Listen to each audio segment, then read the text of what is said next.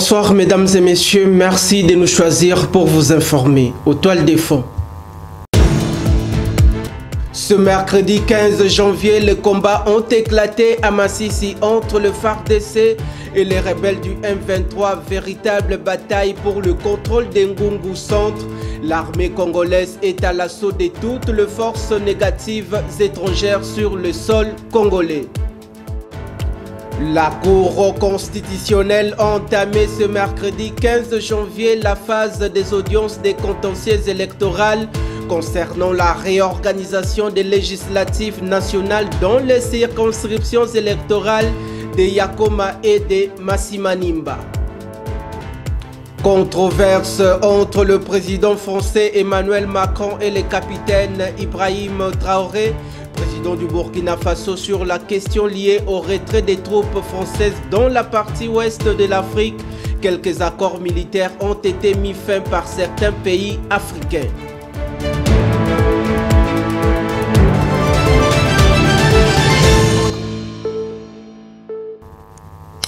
Une fois de plus, madame, messieurs, bienvenue. Démarrons ce journal par cette information.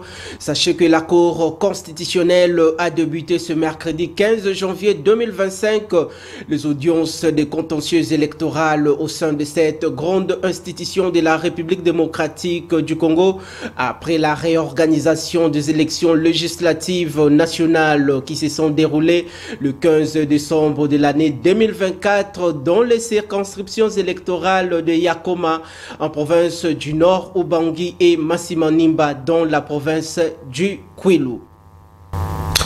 Passons cette fois-ci à autre chose. Vous le savez certainement que le président de la République, Félix Antoine Tshisekedi Tshilombo, a échangé mardi dernier à la Cité de l'Union africaine avec le ministre de la Santé et envoyé spécial du président de l'Algérie. Leurs discussions ont essentiellement porté sur la coopération dans les domaines énergétiques, agricoles, économiques et de la formation entre les deux nations. Voici dans ces reportages. La République d'Algérie et la République démocratique du Congo entretiennent d'excellentes relations bilatérales d'amitié et de coopération à l'image de la proximité entre leurs chefs d'État respectifs. Les deux pays frères veulent élargir leurs relations à travers une coopération axée sur l'économie pour l'intérêt commun. C'est mardi, le président de la République Félix Antoine Tshisekedi Tshilombo a reçu l'envoyé spécial de son homologue algérien Abdelmadjid Tebboune, accompagné d'une forte délégation. Ils ont échangé sur des questions liées au développement de ces deux pays frères dans plusieurs domaines, notamment de l'énergie électrique et des ressources hydrauliques. Il est aujourd'hui primordial qu'on réactive la haute commission de coopération entre les deux pays, pour la bonne raison que ce que nous voyons dans le pays, dans la République du Congo démocratique, beaucoup d'axes de développement qui nous intéressent, et nous pouvons donc profiter de cette bonne expérience de votre pays. L'Algérie a été toujours pour la cause juste, et nous avons toujours parlé de la paix et la stabilité en Afrique. Je ne pense pas que notre pays soit à côté de cette question. Le chef de l'État s'est montré favorable à la mise sur pied d'une commission mixte qui devra travailler sur la question relative aux axes de coopération entre Alger et Kinshasa. Les émissaires du président algérien ont quitté la Cité de l'Union africaine avec un sentiment du devoir accompli. Poursuivons ce journal par cette information. Dans la province du Lualaba, la gouverneure de la capitale mondiale du cobalt, Fifi Masuka Saini, a doté la commission électorale nationale indépendante CENI en sigle d'un nouveau bâtiment ultramoderne devant abriter les installations de son secrétariat exécutif provincial situé au centre commercial de la ville de Kolwezi. Regardez. C'est un bâtiment moderne qui a vu le jour au centre commercial de Kolwezi. Il est destiné à abriter les bureaux administratifs de la Commission électorale nationale indépendante CENI Lualaba. Évoluant jusque-là dans les locaux de la GECAMIN, la CENI bénéficiera désormais d'une infrastructure moderne conçue pour améliorer l'efficacité et la transparence des opérations électorales. Ce bâtiment est constitué d'une salle de réunion, une salle de formation, un entrepôt ainsi que de 7 bureaux pour les personnels. Il est également doté d'un secrétariat et d'un bureau pour le secrétaire exécutif provincial. Ces projets, dont l'exécution a duré près de 2 ans, marquent une avancée significative dans le développement des infrastructures administratives de la province du Lualaba. La gouverneure Masuka Saini s'est inspirée de la vision du chef de l'État qui s'est engagé à consolider la démocratie dans le pays. La mise en place de la CENI Lualaba dans ses propres locaux est un élément clé pour garantir un fonctionnement optimal de cette institution d'appui à la démocratie. Le bâtiment administratif de la CENI Lualaba est déjà équipé et n'attend plus que son inauguration. D'une province à une autre, retenez que l'exploitation des ressources minières dans la province du Tanganyika a été réalisée grâce au pari de l'or du gouverneur de la dite province, Christian Kitungwa, pour relancer l'économie nationale du pays afin de privilégier l'intérêt général de la population congolaise. Pour la première fois dans cette partie de la République démocratique du Congo, l'exploitation minière de 100 kg d'or a été retracé par cette contrée. Voici dans ces détails. Le secteur minier de la province du Tanganyika en République démocratique du Congo connaît un tournant significatif grâce à l'engagement du gouverneur Christian Kitungwa Muteba, qui concrétise la vision du président Félix-Antoine Tshisekedi Tshilombo sur terrain, notamment dans la lutte contre la fraude liée à l'exportation de l'or issu de l'exploitation artisanale. Les gouverneurs Christian Kitungwa Muteba se distinguent dans la canalisation des recettes et en œuvrant avec une transparence exemplaire. Il parvient à démontrer que le développement économique est non seulement possible, mais également durable. Les gouverneurs Christian Kitungwa Muteba s'est fixé comme objectif principal d'améliorer la transparence dans la gestion des ressources minières. Sous son leadership, il a établi des mécanismes clairs pour assurer que les recettes générées par l'exploitation minière soient correctement canalisées et utilisées au bénéfice de la population locale. Tenons ainsi à remercier son Excellence, Monsieur le Gouverneur, pour le soutien qu'il a apporté à cette initiative de la plus haute autorité, comme il nous l'avait d'ailleurs promis au lancement de nos activités, soutien sans lequel ces premiers succès ne sauraient être une réalité. Sa démarche proactive vise à réduire la corruption et à renforcer la confiance entre les citoyens et les autorités provinciales. L'un des accomplissements notables du gouverneur dans ce secteur minier, avec l'avènement de DRC Gold Trading SA, entreprise du portefeuille de l'État en province, au bout de 2 semaines seulement, la province du Tanganyika a réussi à exporter pour la première fois de son histoire 100 kg d'or, un chiffre qui met en lumière l'efficacité de la stratégie mise en place par les gouverneurs Christian Kitungwa. Cette performance est d'autant plus remarquable car elle marque une rupture avec les années précédentes où la province, malgré son potentiel, était entravée par la corruption et la fraude.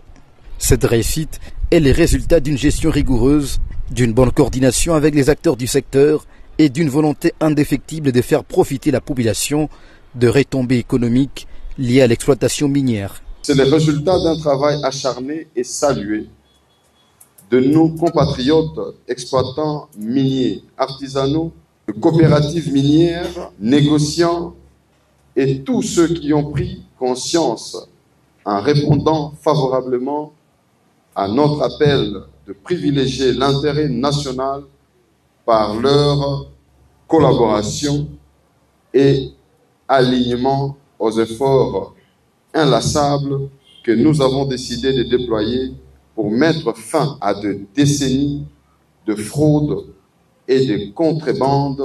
Le leadership du gouverneur Christian Kitungwa est désormais sans pareil, en offrant un environnement favorable aux investissements tout en veillant à ce que le retour bénéficie directement aux populations. Les gouverneurs Christian Kitungwa créent un modèle ambitieux de gouvernance dans le secteur minier. À travers ces initiatives, ils pavent la voie pour un avenir meilleur où les ressources minières servent des leviers pour le développement socio-économique durable de sa province. Tandis qu'en province du Sud Kivu, le tribunal de grande instance de la ville de Bukavu a condamné mardi dernier à 7 ans de servitude pénale principale 3 Chinois qui étaient poursuivis pour exploitation illicite de ressources minières dans cette partie richissime de la République démocratique du Congo. Regardez.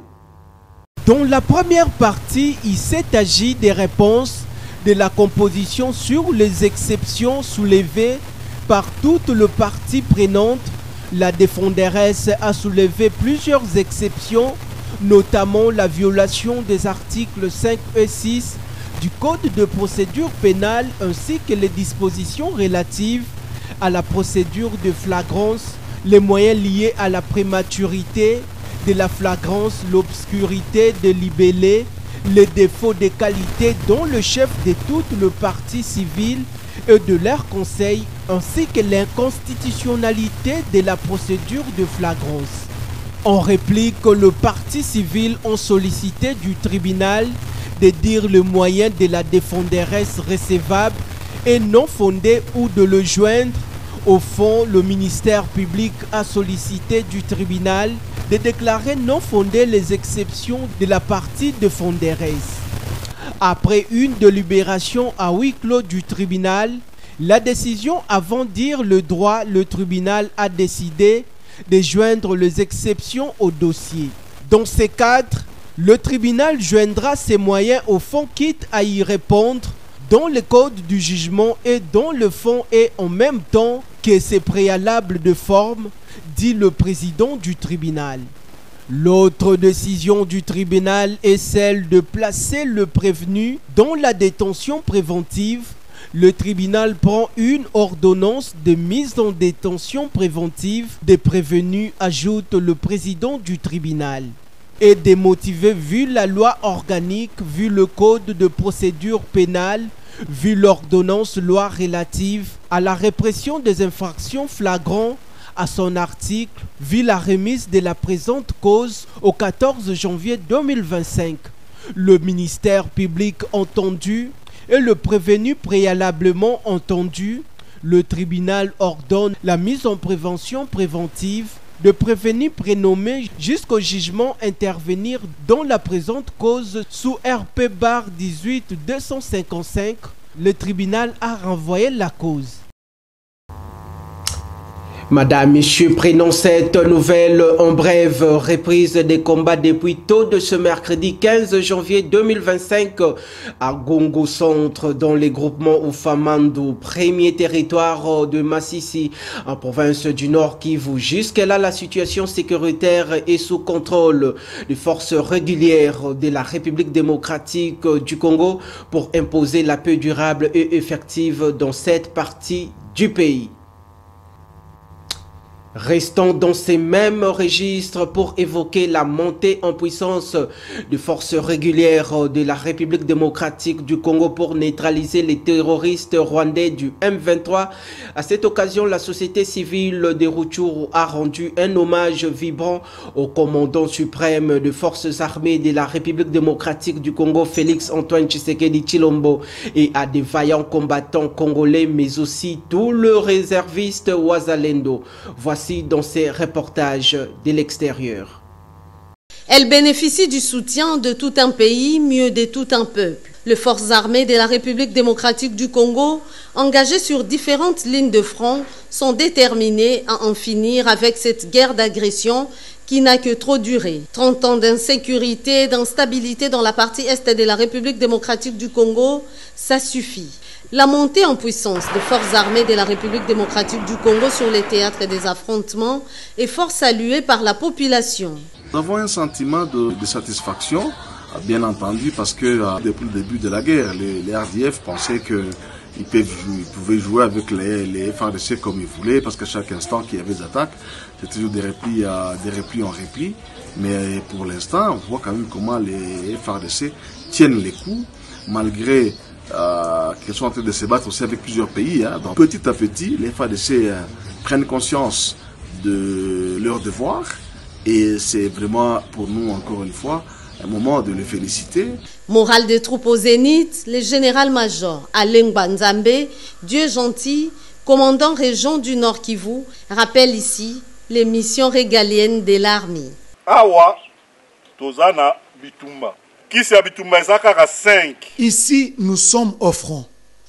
Les secrets du succès dans la guerre, c'est le respect des biens d'autrui et surtout des instructions de la hiérarchie.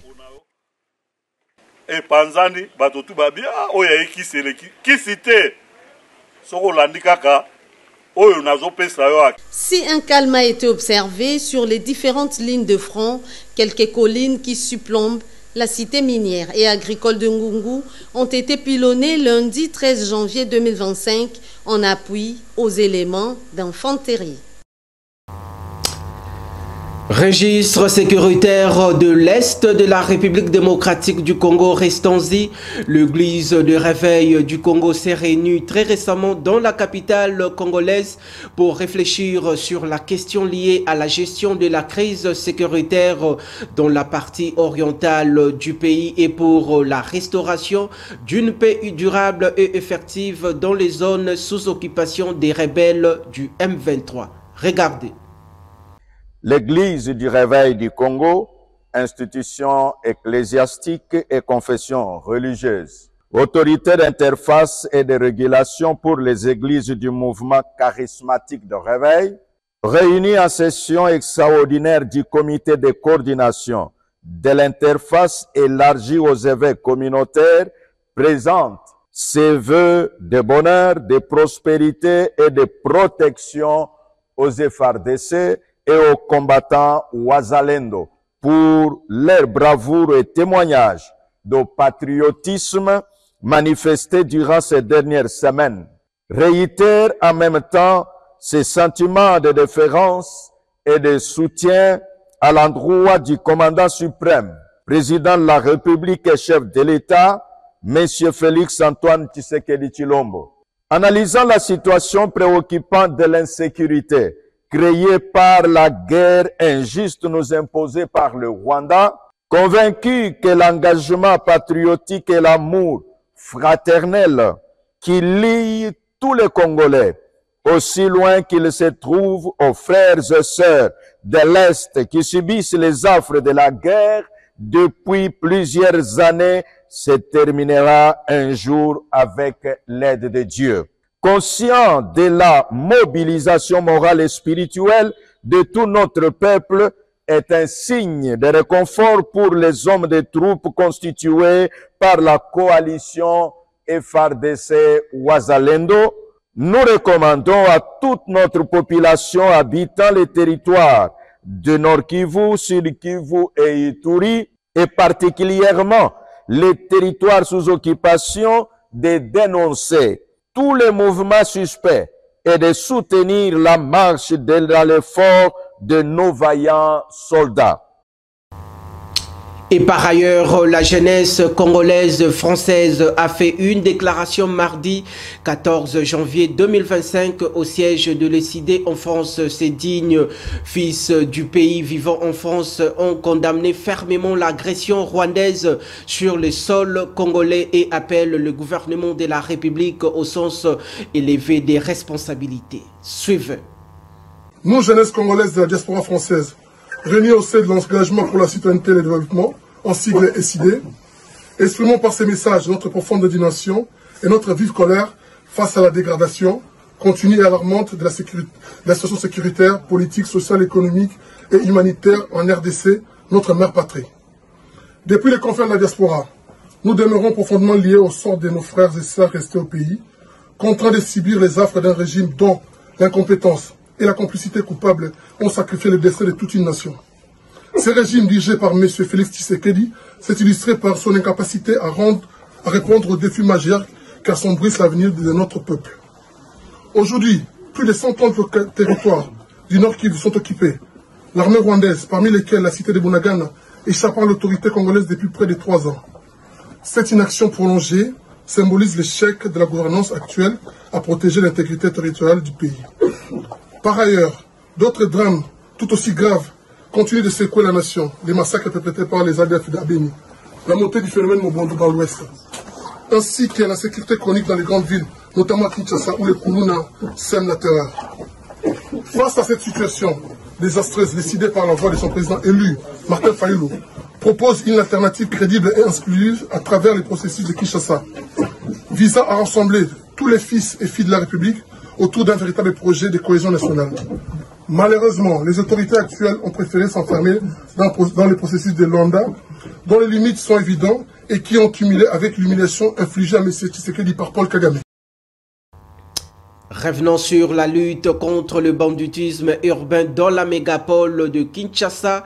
Retenez que les commissaires divisionnaires de la ville-province de Kinshasa, le général Blaise Kilimbalimba, a mis sa main sur une bande composée de 18 présumés bandits à main armée. Ces résultats est le fruit de l'opération Ndobo et Zero Kuluna menée actuellement par la police nationale congolaise. Suivez. La première bande est composée. Saisit le taxi-bus qui est devant nous, utilisé par cette bande. Et le chauffeur de ce taxi-bus est bel et bien là. Deuxième classe, Mukelenge Kibaka Yves, alias Cardinal. Tombola Mabok, Mokonzi Amonayo. Il est de l'état-major Comprokim Coordination Police Judiciaire. Ces policiers, mon général, et ses collègues de son unité, encore en cavale, opèrent à bord de 2 voitures Ketch et se livrent à diverses tracasseries au préjudice de paisibles passants. Ainsi, pour réussir leur forfait, ils se font passer soit comme élément de la coordination nationale de la police judiciaire, soit comme élément de la coordination nationale de la police, soit comme élément de la coordination provinciale de la police judiciaire, ou encore élément de la police criminelle, communément appelée PCRIM. Restons toujours dans ces registres. Il faut savoir qu'un Kuluna a été condamné à la peine de mort pour avoir coupé le bras d'un paisible citoyen dans la commune de Lemba. Voici dans cet extrait. Vie l'ordonnance numéro 78, barre 001, 24 février 1978, relative à la répression des infractions flagrantes, en 16 articles 1 et 5, vie les dossiers de la cause, opposant l'auditeur militaire, ministère public et parti civil, Mbombo, disant droit à la question des savoirs, si le prévenu est coupable de faits infractionnels lui reprochés et peut encourir une condamnation pénale, le tribunal militaire de garnison de Kinshasa Matete, à la majorité devant ses membres et par scrutin secret, répond par oui à la question de savoir si le prévenu peut bénéficier des circonstances atténuantes. Le tribunal militaire de garnison répond par non, disant droit, dit établi, en fait comme en droit, les préventions des terrorismes et d'associations de malfaiteurs. En conséquence, le tribunal les condamne en les déclarant coupables à la peine de mort pour association de malfaiteurs, à la peine de 20 ans de ce tribunal principal pour terrorisme, faisant application de l'article 7 alinéa 1er du code pénal militaire, les condamne à l'unique peine la plus forte, soit celle de la mort. En international, le président français Emmanuel Macron a clarifié sur la question des relations diplomatiques entre la France et l'Afrique, tout en mettant un accent particulier sur les retraits des troupes françaises sur le sol africain. Suivez. Non, la France n'est pas en recul en Afrique. Elle est simplement lucide, elle se réorganise. Je dis ça parce que quand je lis une bonne partie de notre presse et beaucoup de commentaires, les gens, regardant avec les lunettes d'hier, disent c'est terrible, l'Afrique, on est en train de disparaître. Non, on a choisi de bouger en Afrique. On a choisi de bouger parce qu'il fallait bouger. On a regardé notre relation passée, mémorielle, culturelle, on la factualise, on l'assume, on se dit la vérité. Mais on ne cède rien à la désinformation et aux ingérences. 2, Nous avions une relation sécuritaire. Elle était de deux natures, en vérité. Il y a une partie, c'était notre engagement contre le terrorisme, depuis 2013. On avait raison. Je crois qu'on a oublié de nous dire merci. C'est pas grave, ça viendra avec le temps. L'ingratitude, je suis bien placé pour le savoir, c'est une maladie non transmissible à l'homme. Mais je le dis pour tous les gouvernants africains qui n'ont pas eu le courage, vis-à-vis de leurs opinions publiques, de le porter, aucun d'entre eux ne serait aujourd'hui avec un pays souverain si l'armée française ne s'était pas déployée dans cette région. Et j'ai une pensée émue pour nos soldats qui, parfois, ont donné leur vie et pendant des années se sont battus. Nous avons bien fait. On est parti parce qu'il y a eu des coups d'État. Parce qu'on était là à la demande d'États souverains qui avaient demandé à la France de venir. À partir du moment où il y a eu des coups d'État, où les gens ont dit « notre priorité, c'est plus la lutte contre le terrorisme, c'est ceci ou cela qu'importe », la France n'y avait plus sa place. Parce que nous ne sommes pas les supplétifs de putschistes. Donc on est parti.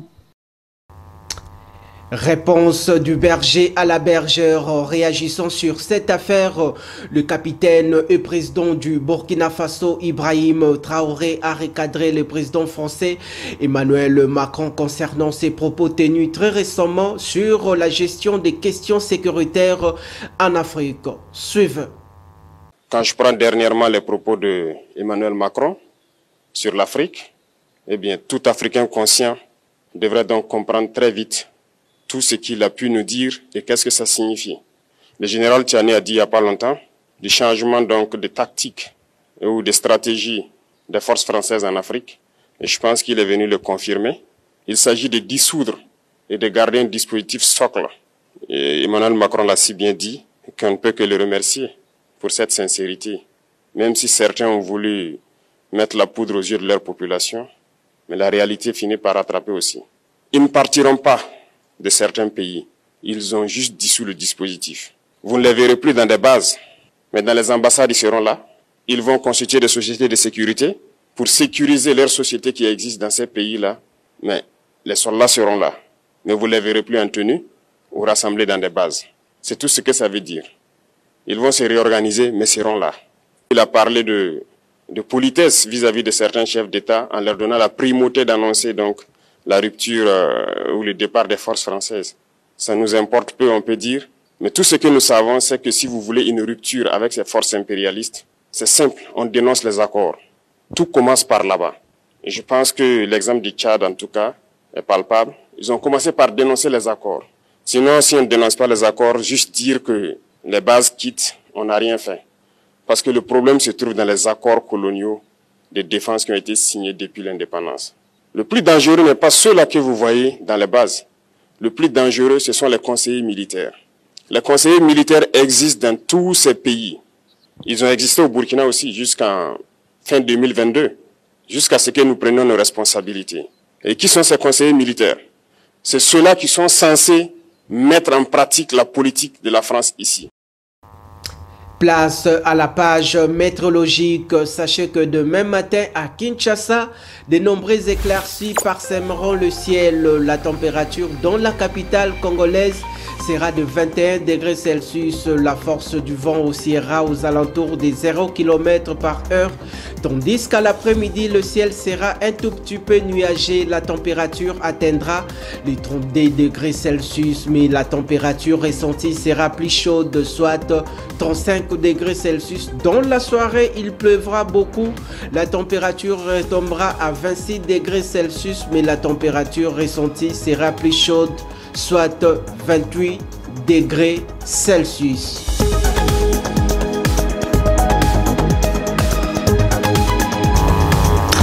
Madame, Messieurs, c'est ici que s'achève cette session d'information sur nos antennes. Vous venez à peine de nous rejoindre. Place au rappel des titres. Ce mercredi 15 janvier, les combats ont éclaté à Massissi entre le FARDC et les rebelles du M23. Véritable bataille pour le contrôle d'Ngungu Centre.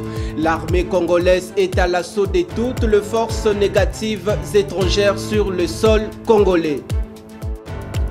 La Cour constitutionnelle a entamé ce mercredi 15 janvier la phase des audiences des contentieux électorales concernant la réorganisation des législatives nationales dans les circonscriptions électorales de Yakoma et de Massimanimba. Controverse entre le président français Emmanuel Macron et le capitaine Ibrahim Traoré, président du Burkina Faso, sur la question liée au retrait des troupes françaises dans la partie ouest de l'Afrique. Quelques accords militaires ont été mis fin par certains pays africains.